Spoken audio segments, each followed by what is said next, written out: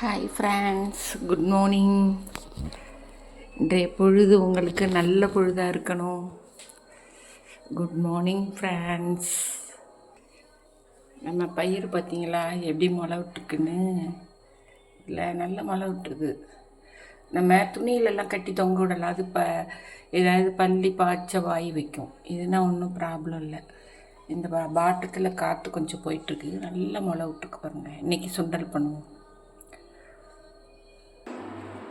இன்றைக்கி நம்ம டிஷ் இட்லி, பைத்தம்பருப்பு சுண்டல், பயிறு, பச்சை பயிறு சுண்டல், பைத்தம்பருப்பு சாம்பார்.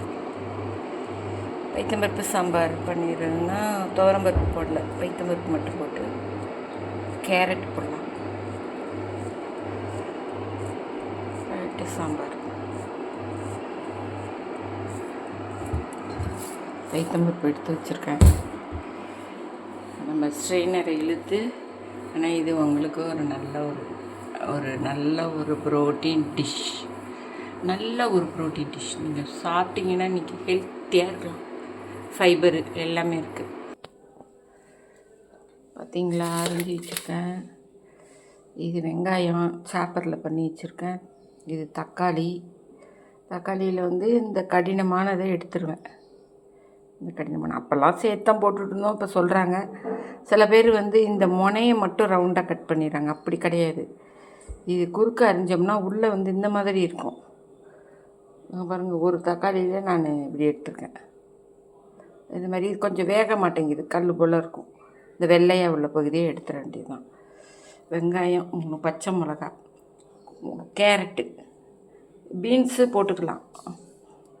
பீன்ஸும் போட்டுக்கலாம். போட்டுக்கிட்டு நம்ம குக்கர் அடுப்பில் வச்சு எண்ணெய் ஊற்றி கடுகு உளுத்தம்பருப்பு போட்டு தாளித்து ஜீரகம் போட்டுக்கிறது. இதில் 2 பூண்டு பல்லும் வச்சுக்கிட்டு எல்லாத்தையும் போட்டு நல்லா வெங்காயத்தை முண்டி வதக்கிடணும். வெங்காயத்தை நல்லா வதக்கிட்டு அது பச்சை மிளகா, தக்காளியை போட்டு நல்லா வதக்கிட்டு கேரட்டு போட்டு இந்த பைத்தம்பருப்பு இது தேவையான அளவு போட்டுக்கலாம். இது இவ்வளோதான் கிடையாது. இதுக்கு ஒரு டம்ளர், ஒரு சின்ன டம்ளரால் ஒரு டம்ளர் 100 ml போட்டுக்கலாம். பைத்தம்பருப்பு போட்டுட்டு 100 ml தான் சொல்கிறேன், 100 கிராம் கிடையாது. 100 ml போட்டுக்கிட்டு சின்ன டம்ளரில், இவ்வளோ பெரிய டம்ளரில் ஒரு டம்ளர் போட்டு தண்ணி நல்லா ஒரு 3/4 லிட்டர் தண்ணி ஊற்றி மூடி வச்சுடுங்க. உப்பு போட்டு மூடி வச்சுருங்க. சாம்பார் பொடியெலாம் தேவையில்லை. மூடி வச்சிங்கன்னா 3 விசில் விட்டு எடுத்திங்கன்னா ரொம்ப இதாக இருக்கும். சாம்பார் இட்லிக்கு நல்லாயிருக்கும், பிள்ளைங்களுக்கு நல்லது. இட்லி சாப்பிடக்கூடாதுங்கிறாங்க. இட்லியில் உளுந்து இருக்குது, இந்த பைத்தம்பருப்பு சாம்பார் பயிறு இருக்குது, இவ்வளோ டிஷ்ஷஸ் இருக்குது. அதனால் இட்லி நல்லது தான், சாப்பிட்லாம். எல்லாம் போட்டு தாளித்து வெங்காயம் போட்டிருக்கேன்.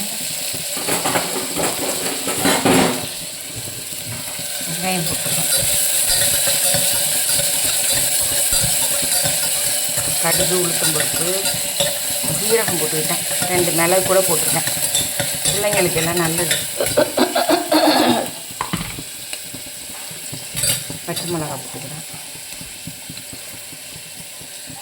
பூண்டு பல் 2 போட்டுக்கிறேன். தக்காளி போட்டுக்கிறேன்.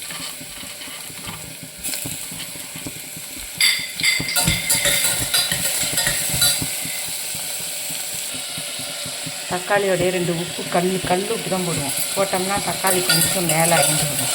வேகும்போது முழு தக்காளியே இருக்காது, நல்லா மாதிரி கரைஞ்சி வரும் உப்பு போட்டால். இப்போ குருமானா நம்ம இஞ்சி பூண்டு பேஸ்ட்டை போட்டோம்னு வச்சுங்க. இஞ்சி பூண்டு பேஸ்ட் போட்டோம்னா அந்த தக்காளி அப்படியே கரைஞ்சிடும். தக்காளி போட்டு குருமானா இதில் இஞ்சி பூண்டு பேஸ்ட் போட்டால் நல்லா இருக்காது இல்லையா? அதனால் இதில் நம்ம உப்பு போட்டோம்னா அப்படியே தக்காளி அப்படியே பார்த்திங்கன்னா மேலாம் அப்படியே எண்டு வரும். இப்போ தான் வெந்துச்சுன்னா கரைஞ்சிரும். பருப்பு பாருங்கள், நல்லா அலம்பி வச்சுருக்கேன். அலம்பி தான் யூஸ் பண்ணணும். எல்லா பருப்புலேயும் அழுக்கு இருக்கும். எத்தனை பேர் பாக்கெட் போடுறாங்க, மூட்டையில் கட்டி வருது, உடைக்கிற இடம் எல்லாத்துலேயும் உள்ள அழுக்கெல்லாம் இருக்கும். நல்லா ஒரு 3-4 தடவை களைஞ்சிடணும். களைஞ்சிட்டு கொட்டிடணும். மூடி விசில் போட்டேன். கொஞ்சம் பெருங்காய பொடி, மஞ்சள் பொடி போட்டிருக்கேன். பெருங்காயம் தான் போட்டேன், கட்டி பெருங்காயம். அது கொஞ்சம் இலவலாக இல்லைன்னு வச்சுக்கோங்களேன், ஒரு டப்பாவில் பெருங்காயத்தை போட்டு ஒரே ஒரு பச்சை மிளகாயை போட்டிங்கன்னா டப்பாவில் மூடி வச்சிங்கன்னா அது அப்படியே இதாக இருக்கும், இலகலாகவே இருக்கும். இப்போ அடுத்தது சம்பாரிச்சிட்டுமா பயிரை எடுக்கிறோம்.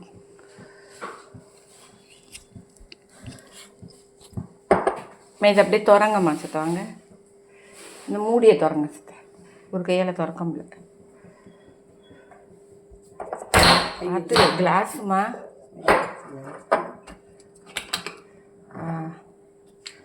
பாருங்க எப்படி இருக்குங்க, அப்படியே இது மாதிரி இருக்குது பார்த்தீங்களா. இந்த லைட்டை போடுங்கம்மா சித்த, டல்லாக இருக்கு. கடைசி சுவிட்சு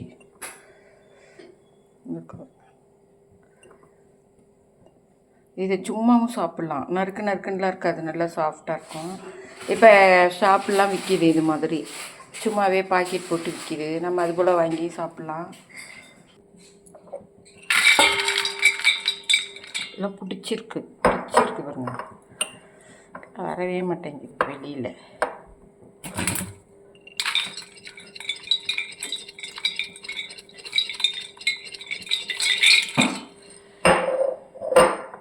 பார்த்தீங்களா எப்படி நல்லா அருமையாக இருக்குது. இந்த பாட்டிலில் பிளாஸ்டிக்கில் வைக்கக்கூடாது, பாட்டில். அதனால் இன்னைக்கு கொஞ்சோண்டு பண்ணிவிட்டு கொஞ்சத்தை அதிலேயே வச்சோம்னா நாளைக்கு இன்னும் நல்லா வந்திருக்கும். இது சுண்டல் பண்ணால் இன்றைக்கி போதுமானது. ஏன்னா கெஸ்டெல்லாம் ஊருக்கு போயிட்டாங்க, கெஸ்ட் வந்துருந்தாங்க எல்லாம் மே மாதம், மருமகள் வீட்டார் இதெல்லாம் வந்துருந்தாங்க, எல்லோரும் போயிட்டாங்க. அதனால் இப்போ நாங்கள் மட்டும்தான், அதனால் இதை போட்டுக்கலாம். இது போதும். வச்சுட்டு இதை மூடி மறுபடியும் அதிலே தொங்க விட்டோம்னாக்க இதாகிடும். இப்போ சாப்பரில் வெங்காயம் இருக்குது, இது இருக்குது. இப்போ நான் இஞ்சி மட்டும் சீவிக்கணும், சீவிக்கிட்டு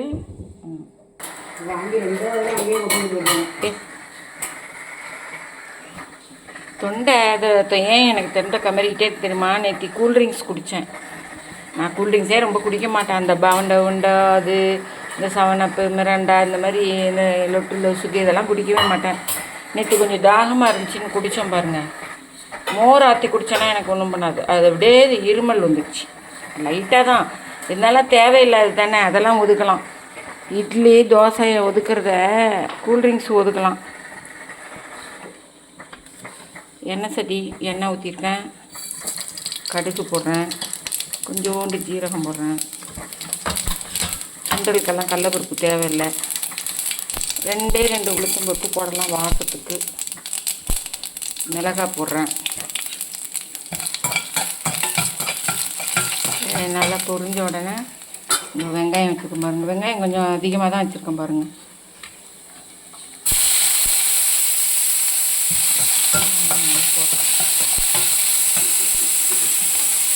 வெங்காயம், கருவேப்பிலை போடுறேன்.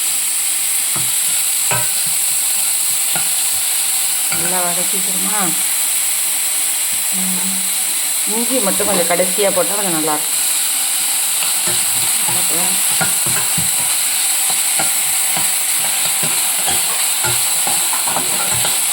உப்பு போடுறதுனா இதிலே போட்டால் தான் எல்லாம் நிறந்து வரும்.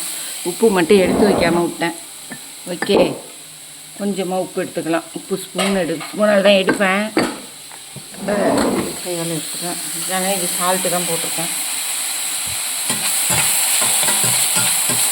சால்ட்டு போட்டால் விட வெங்காயம் கொஞ்சம் பொண்ணு நேரமாக கொஞ்சம் வறுத்தா போதும், ரொம்பையும் வறுக்கக்கூடாது. கொஞ்சம் கண்ணாடி பதம்னு சொல்லுவாங்கள்ல, உப்மாவுக்கெல்லாம் வதக்குவோம்ல, உப்மாவுக்கு அது போல் வதக்கினா போதும். வதக்கிட்டு இப்போ இஞ்சியை போட்டுக்கிறோம். இஞ்சி ரொம்ப வதக்கினா கசப்பு டேஸ்ட்டு வருமா, இருக்காங்க அதில் போதும்.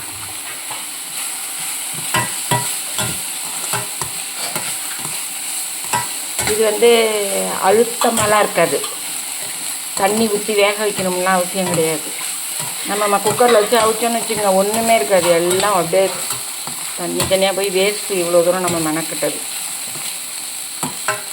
இதுலேயே உங்களுக்கு நல்லா இதாக வந்துடும், சாஃப்டாகிடும். கொஞ்சம் தேங்காய் கொழுப்பு கிடையாது. தேங்காய் வந்து நல்லது தான். தேங்காய் யூஸ் பண்ணிங்கன்னா வயிற்றில் உள்ள புண்ணெல்லாம் ஆறும். தேங்காய் வேகும்பொழுது கொஞ்சம் கொழுப்பு வரும்பாங்க, அது நல்ல கொழுப்பு தான்.